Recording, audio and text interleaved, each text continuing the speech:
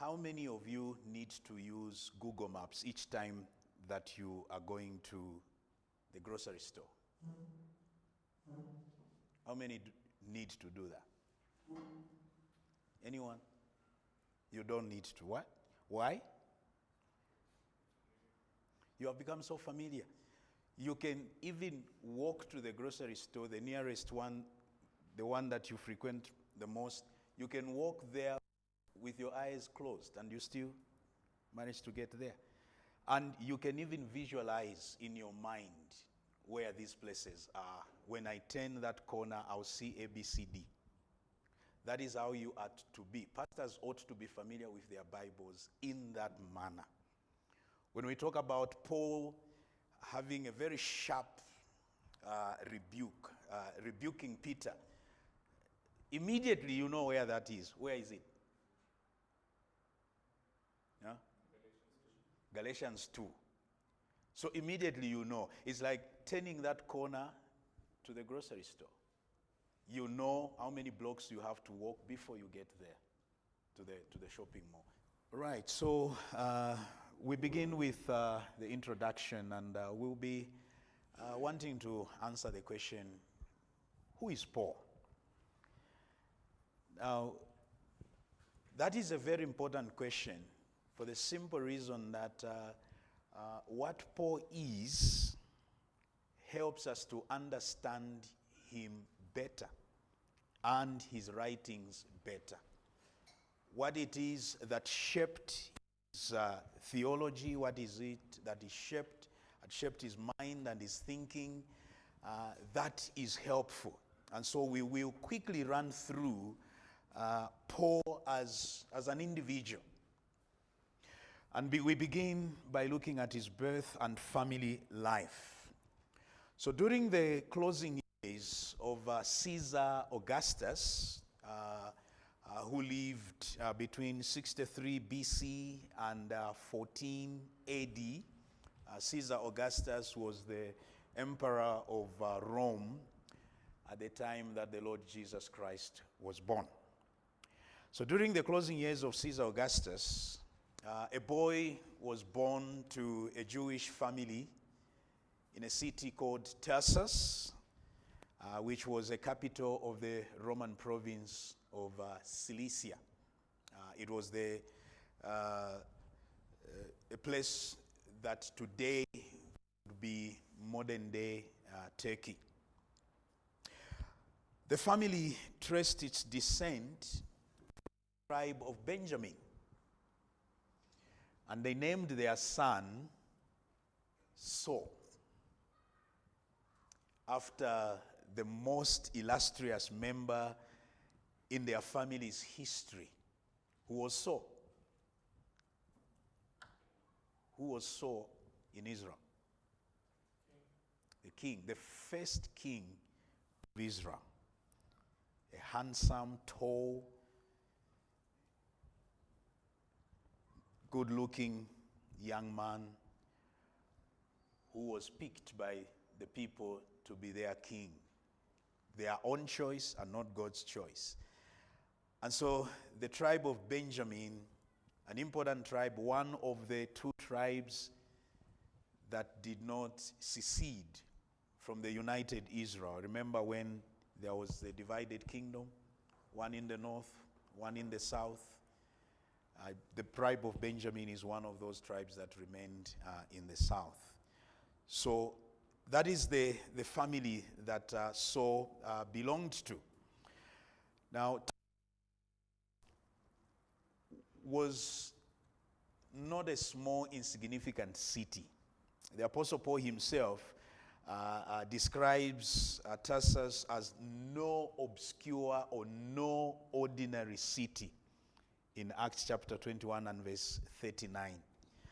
So there were industries that were flourishing in Tarsus, which included weaving and tent making, a craft that the Apostle Paul would use later on to subsidize his travels and his ministry. So that is where the Apostle Paul was born. Now, reconstructing Paul's life is a very complicated undertaking. It is not as easy. If anyone wanted to write your life history, I think they are able to find so much material about you. To find material about Paul and his life is not as easy. And this has been made complicated by several reasons.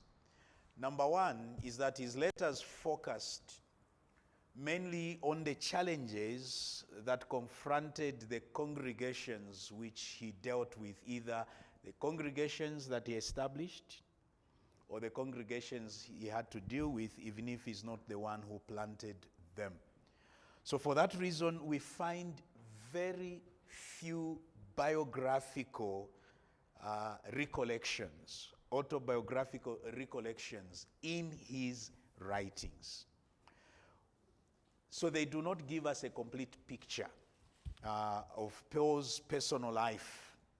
Whatever biographical data that we have is the result of incidental comments that the Apostle Paul would make concerning his whereabouts, concerning his travel plans, or intentional use of particular episodes or experiences in his own life in order to drive home a point relevant to the particular church or congregation that he's dealing with. So that's the first reason why we do not have much information. Secondly, the book of Acts does provide a possible framework for the Apostle Paul's missionary endeavors and his movements. But even that is a selective source that does not tell us everything, but only certain episodes and leaving so much that we would have loved to know, you know. For example,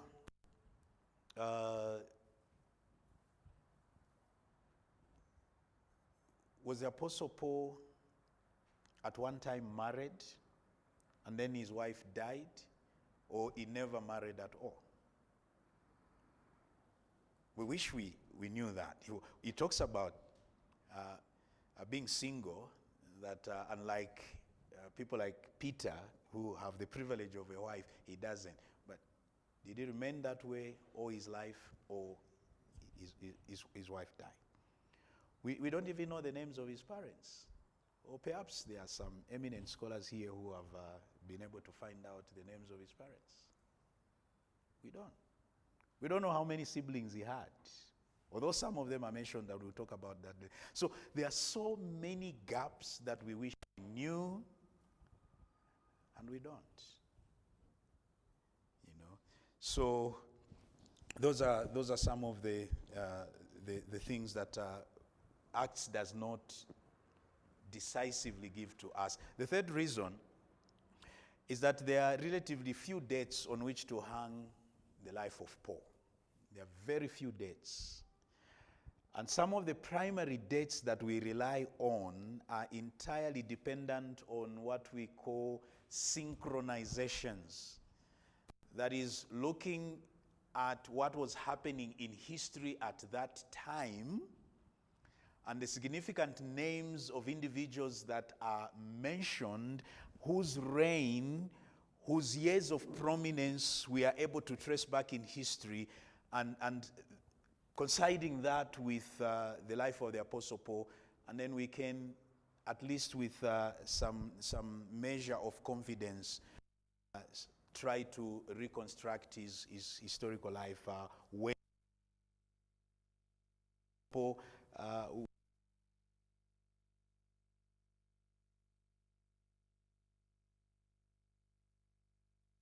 or a year or two earlier than that or later than that, we do not know.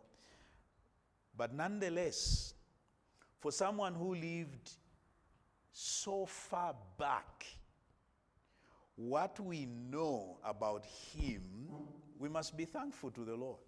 Because in some instances, you hardly know anything.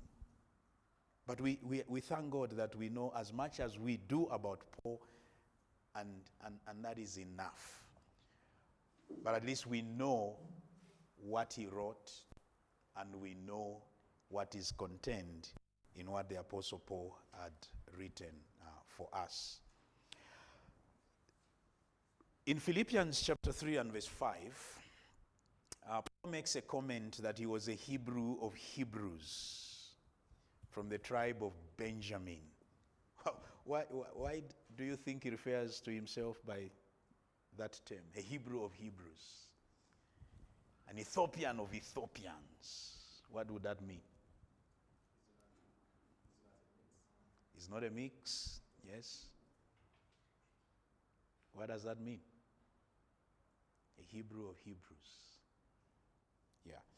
So he's referencing that very fact, that I'm a pure stock Jew. There were some Jews who were half Jewish because either the one parent was Jewish, the other was Gentile, especially those in the diaspora, as we believe the early part of Paul's life was spent in the diaspora, in Gentile territory. So he makes it very clear that he's pure stock Jewish. But then we know very little about his parents, and we know very little about his family. At least there are two relatives that are mentioned in the book of Acts. Who are these? Two relatives. Who are these? Yes, Brian. A sister and a nephew. But again, their names are not given. Yeah. And it's Luke who talks about them. Paul himself doesn't reference them. He doesn't talk about them. In Acts chapter 23, verse 16 to 23, we are told about, so there was a conspiracy on Paul. His nephew, we don't know how he discovered about that.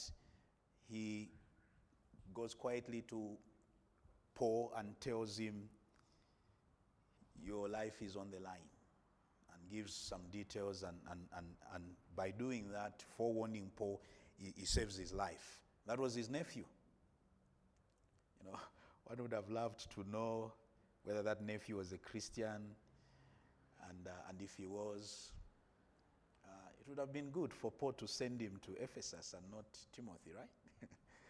But we don't know anything about him. We are told that there were some kinsmen to Paul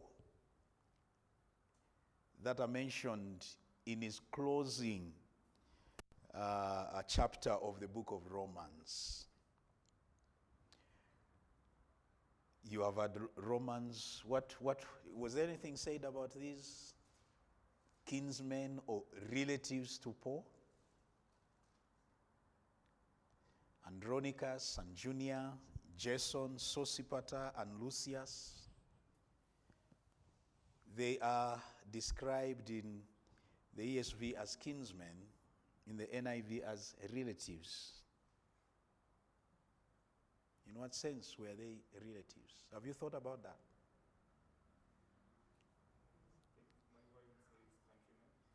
Okay, your version says countrymen.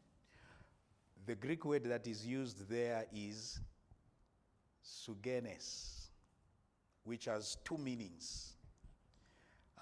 The first meaning is someone who belongs to the same extended family or clan, or who is related to you. Was Elizabeth and Mary related? Were they related? How were they related? They were cousins.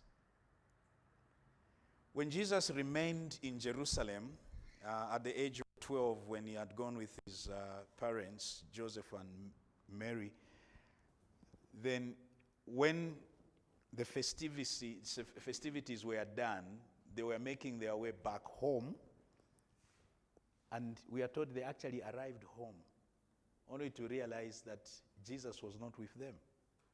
Wow, talk about parenting, eh? You walk all the way from Jerusalem, possibly to Nazareth, because that's where he spent the early part of his life. The boy is not with us. And so they start looking for him, and they looked for him, Luke tells us, among their relatives, Sugenes, and acquaintances. And they didn't find him. They went back to Jerusalem. So that's the same word, relatives. Someone who is related to you by family blood. But the same word is used to speak of someone belonging to the same people group. The same people group. How many here are Oromos? Okay, one. How many are Tigrayans?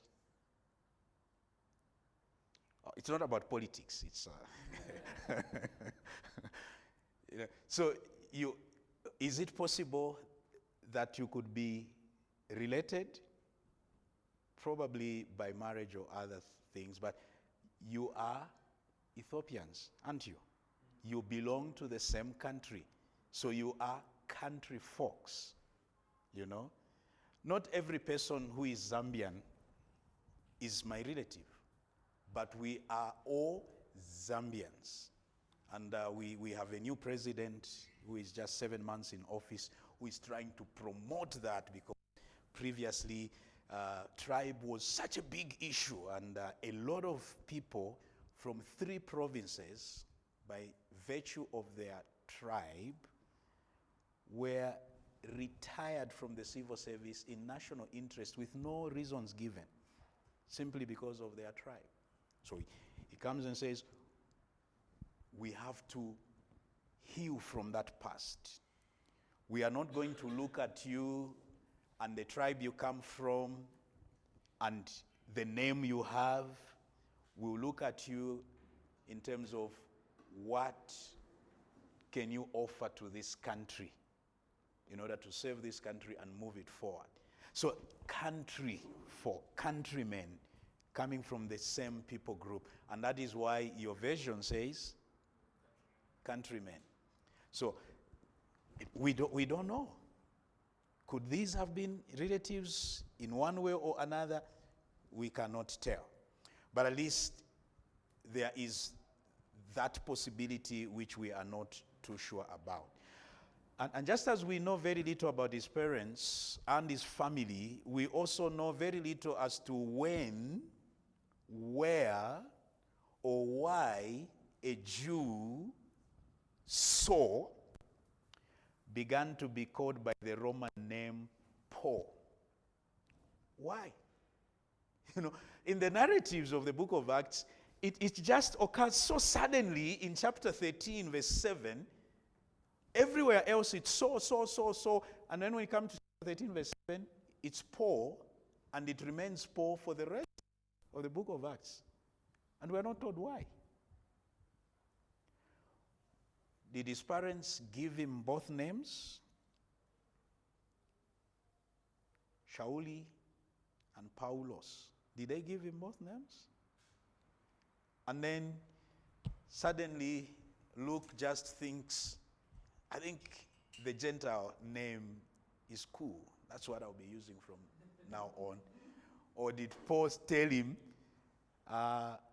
let me be more acceptable among the Gentiles, and so guys start calling me Paul? We don't know.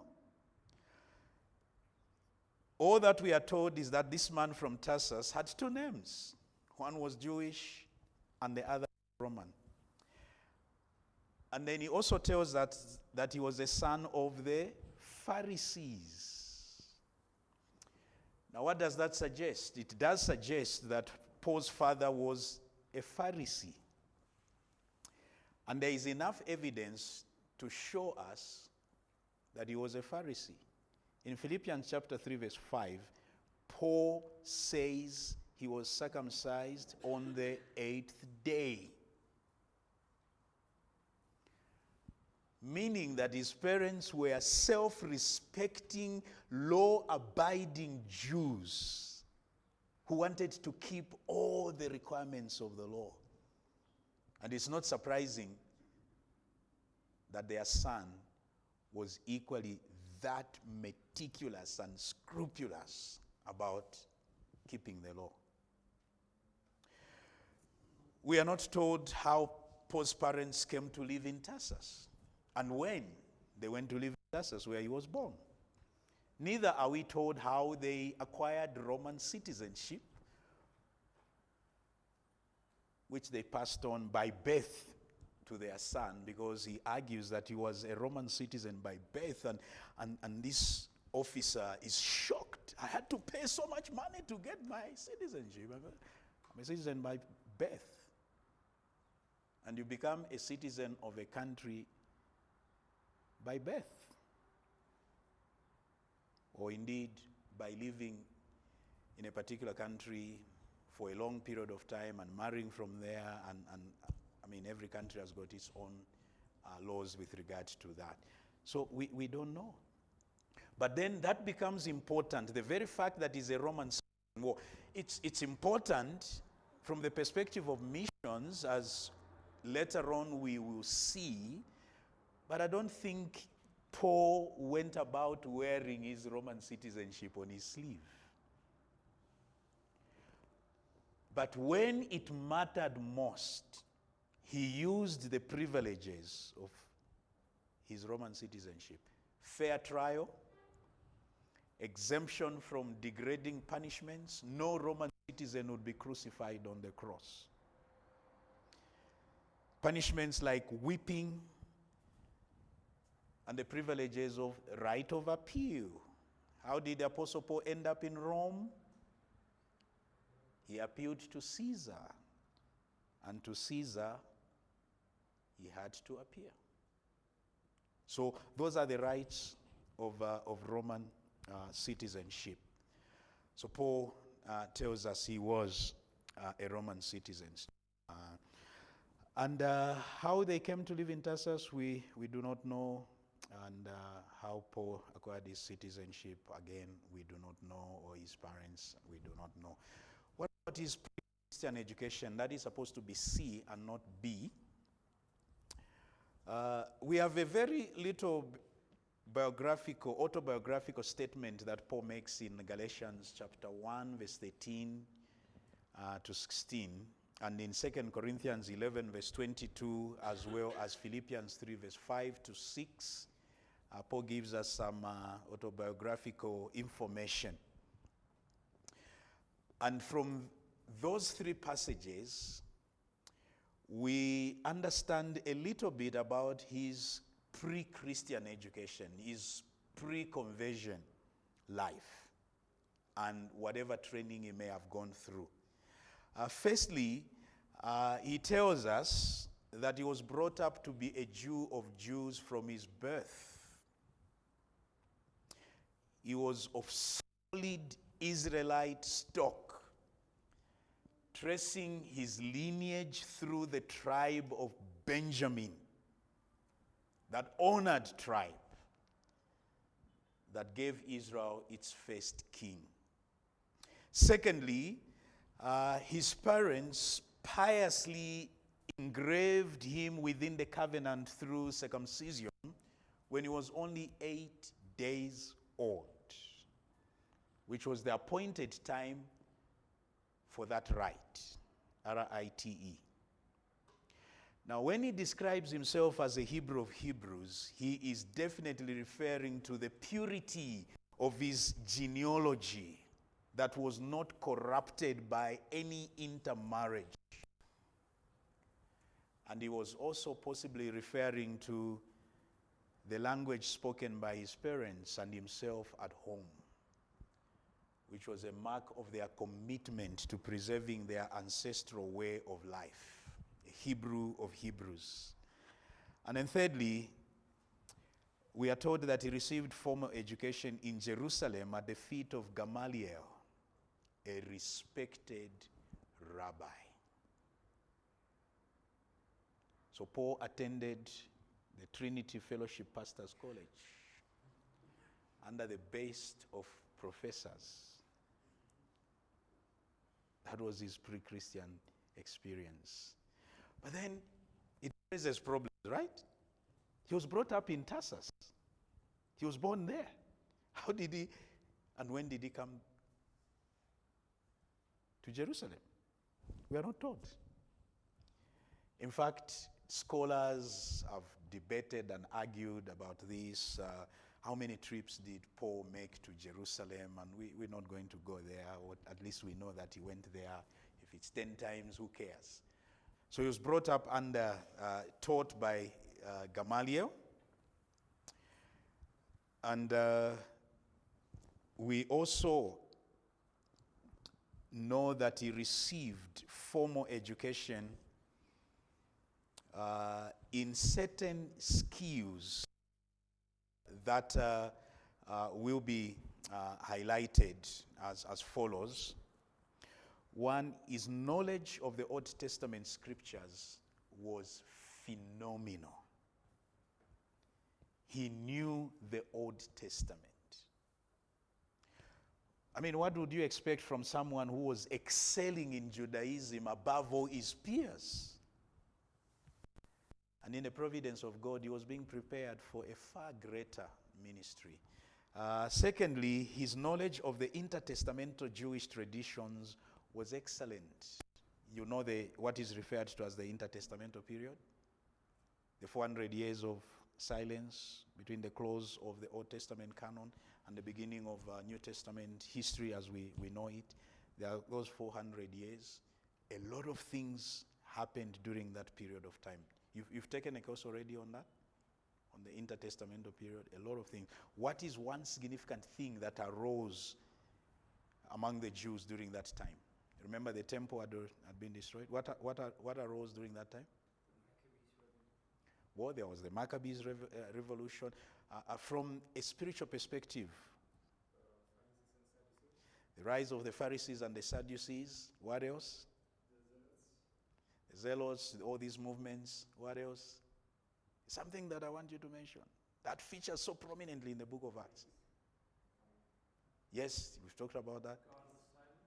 Yes, God was silent, but there's something. There was an institution that developed during that period of time.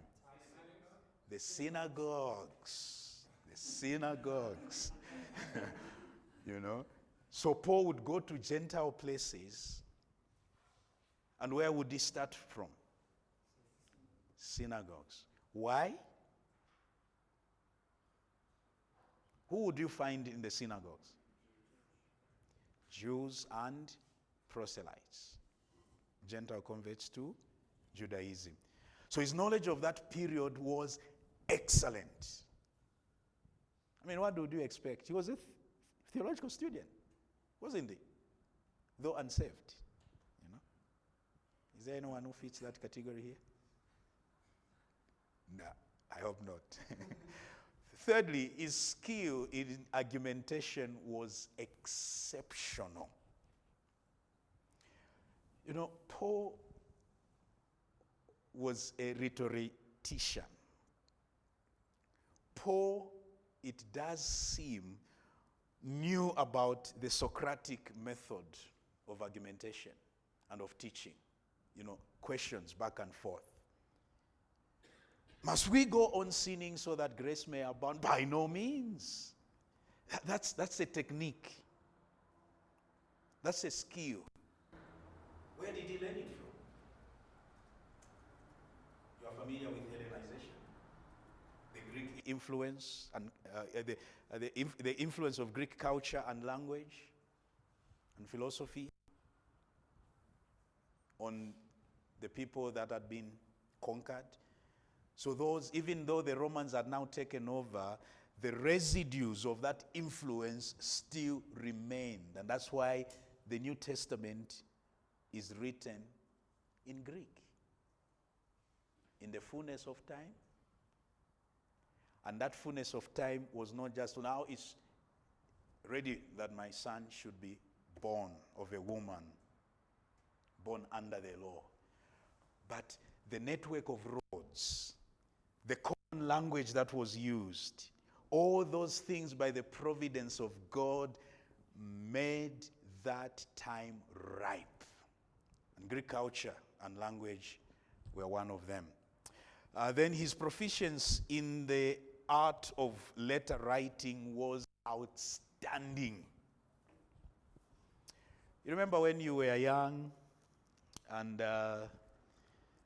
you had a crush on one of the girls in your class? And then you started exchanging notes? Well, some of you are millennials. Some of us were in school before the advent of internet and cell phones and WhatsApp and all those things. So the only way you can communicate is to slip a handwritten note in the backpack and then you rewrite in such flowery language, and we thought we were good letter writers. No. Paul was exceptional. Outstanding. We will look at that later on about letter writing and what an epistle is, but bear that in mind, that this is a man with a proficiency that was far above average. Well, let's quickly finish this and we'll take a break. And then his familiarity with popular philosophical and ethical topics was remarkable. It was remarkable. Does he quote philosophers sometimes? Does he? Like where? In Titus. He quotes one of their poets. Acts 17, when he was in Athens, he does that. He was knowledgeable. Our engagement with our culture does not mean we surrender and capitulate to culture, but we need to know and understand the times in which we live. Right? We need to understand those times. Why do we need to understand them? So that we can be relevant and find a point of connection with our culture. People of Athens, I notice that you are very religious. I was moving the streets of your city. I found an inscription, to an unknown God. And that which you do not know, I now declare to you. That is a point of connection that we must create, but we must understand our target audience, and all those things were present in Paul. And then sixthly, his mastery of the Greek language was impressive. Was impressive. He was a Jew, but he learned the Greek language.